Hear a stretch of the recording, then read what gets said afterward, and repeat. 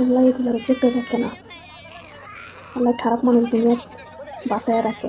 এই নরপশুগুলার তৃতীয় শ্রেণীর ছাত্রীকে ঘরের ভেতরে একটা ডেকে ছোট বাচ্চা 70 বছরের বৃদ্ধ ক্লাস 3-তে শাহজাহান পড়ে, ব্যাপারী কি তাকেও ছাড় দেয় কাজটাই না। না করলো আজকে তাও আপনাদেরকে বুইড়া খুলে বলবো। খাটাস। বাড়ির উঠোনের সামনে খেলাধুলা করছিল আপন নাতনির সাথে আরেকটি শিশু।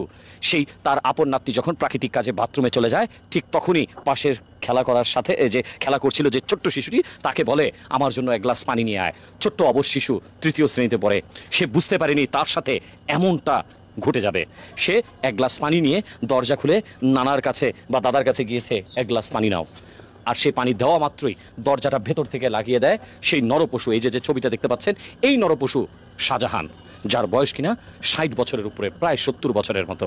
দর্শক আমি আপনাদেরকে যে ঘটনাটা বলতে চাচ্ছি, বিষয়টা হচ্ছে এই ধরনের নরপশু বড় হলেই বা বয়স হলেই যে তাদের বুদ্ধি হবে ব্যাপারটা কিন্তু তা না। তারা কতটা হিংস্র হতে পারে তা আজকে আপনারা এই ভিডিওটা দেখলে বুঝতে পারবেন। নিজের আপন নাতি চলে যাওয়ার পর আরেকটি ছোট্ট বাচ্চার সাথে সে কি নোংরামিটাই করলো। এখন সে মেডিকেলে ভর্তি আছে, পরীক্ষায় আছে, খুব অসুস্থ ছোট্ট বাচ্চাটি। বাবা কি করবে, মা কি করবে বুঝতে পারছে না। যার কিনা কলির মতো ফুটে ওঠার বয়স, এখনই এই বাচ্চাটার সাথে এমনই করা হলো। দর্শক, এই মানুষটার কিরকম শাস্তি আপনারা চান?